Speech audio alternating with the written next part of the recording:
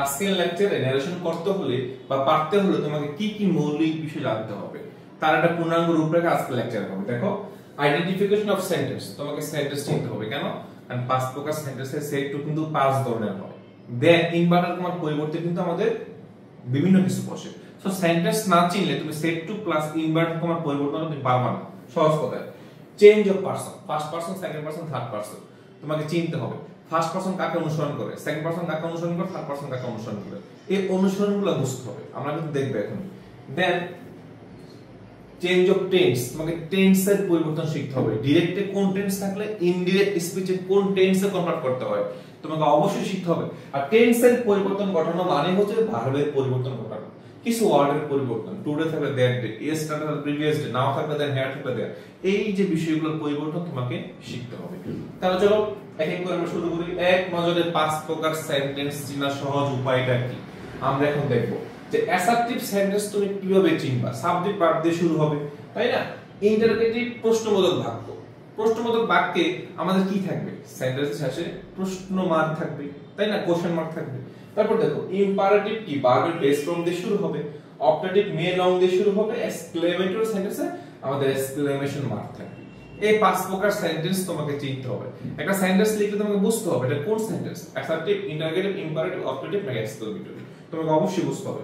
এখন আমরা শিখবো রিপোর্টিং ভার্ব ও ইনভার্ট কমার পরিবর্তন।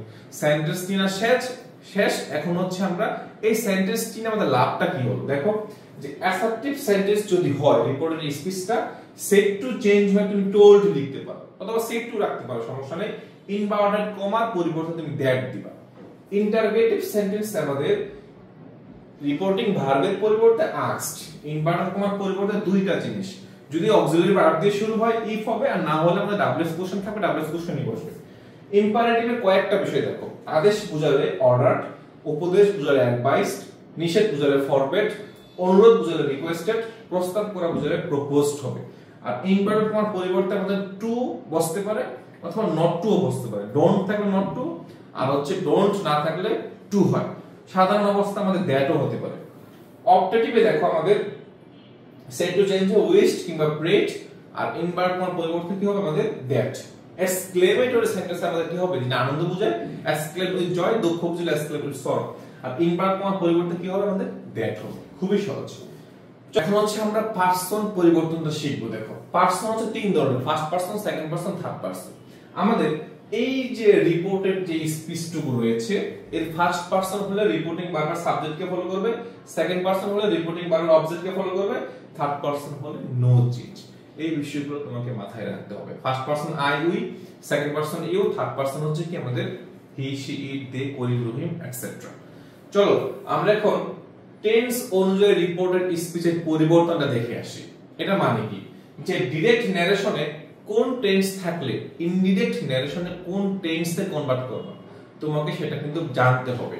তাহলে দেখো, যে অ্যামিজার থাকলে ওয়াইজার, ওয়াইজার থাকলে হ্যাড বিন, হ্যাভেস থাকলে হ্যাড, বি1 থাকলে বি2, বি2 থাকলে হ্যাড প্লাস বি3, হ্যাড প্লাস বি3 থাকলে নো চেঞ্জ। তারপরে am is are plus verb plus ING হলে was were plus verb plus ING, was were plus verb plus ING হলে had been plus verb plus ING, had been plus verb plus ING হলে no change. Have has plus বি3 হলে had plus বি3, shall will plus V one হলে would plus V one, can plus V one হলে আমাদের could plus V one, may plus V one হলে might plus V one, must plus V one হলে আমাদের হ্যাড টু প্লাস বি1। এই যে আমাদের ডিরেক্ট টু ইনডিরেক্ট বিভিন্ন টেন্সের পরিবর্তন তোমাকে অবশ্যই মাথায় রাখতে হবে। এখন আমরা সাবজেক্টিভ, অবজেক্টিভ, পজেসিভ নিয়ে ডিসকাস করব। অর্থাৎ সাবজেক্টিভ ফর্ম হচ্ছে আই, এর অবজেক্টিভ ফর্ম কি হবে? মি, এর পজেসিভ অ্যাডজেক্টিভ ফর্ম হবে my. I, me, my, he, him, his, she, her, her, they, them, their, you, you, your, it, its, it its, we, us, our. এই প্রত্যেকটা বিষয় কিন্তু আমাদের মাথায় রাখতে হবে ন্যারেশন পারতে হলে। দেন আমরা হচ্ছে নিকটবর্তী ওয়ার্ড সমূহের পরিবর্তন। কিছু ওয়ার্ড আছে যেগুলো চেঞ্জ করতে হয়, সেই ওয়ার্ডগুলো কি কি দেখো। টুডে থাকলে দ্যাট ডে হয়, নাও থাকলে দেন, হেয়ার থাকলে দেয়ার, টুমরো থাকলে দ্য নেক্সট ডে, ইয়েস্টারডে থাকলে প্রিভিয়াস ডে, অ্যাগো থাকলে বিফোর, দাস থাকলে সো। তারপর হচ্ছে লাস্ট নাইট থাকলে প্রিভিয়াস নাইট। এই যে এখানে আমাদের যত ওয়ার্ডের পরিবর্তনগুলো আছে ডিরেক্ট টু ইনডিরেক্ট, এগুলো যদি আমাদের সেন্টেন্সে থাকে এগুলো কিন্তু অবশ্যই আমাদের চেঞ্জ করতে হবে। তা আজকের লেকচারে আমরা কি শিখলাম একটু আমরা রিভিউ করে আসি। আজকের লেকচারে হচ্ছে আমরা শিখলাম সেন্টেন্স চিনলাম, চিনার ফলে আমাদের কি করতে হবে যে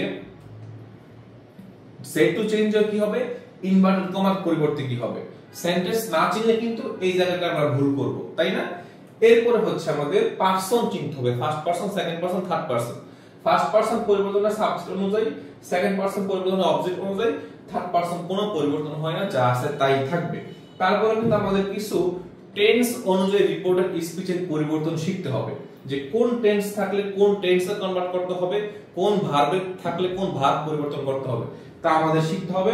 সাবজেক্টিভ, অবজেক্টিভ, পজেসিভ আমাদের অবশ্যই মাথায় রাখতে হবে। দেন কিছু ওয়ার্ডের পরিবর্তন আমাদের মাথায় রাখতে হবে।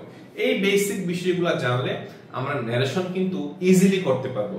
নেক্সট ক্লাসে আমরা সেন্টেন্স ন্যারেশন নিয়ে ডিসকাস করব, দেন আমরা প্যাসেজ ন্যারেশনে চলে যাব, তারপর আমরা প্রিভিয়াস কোশ্চেন প্র্যাকটিস করব।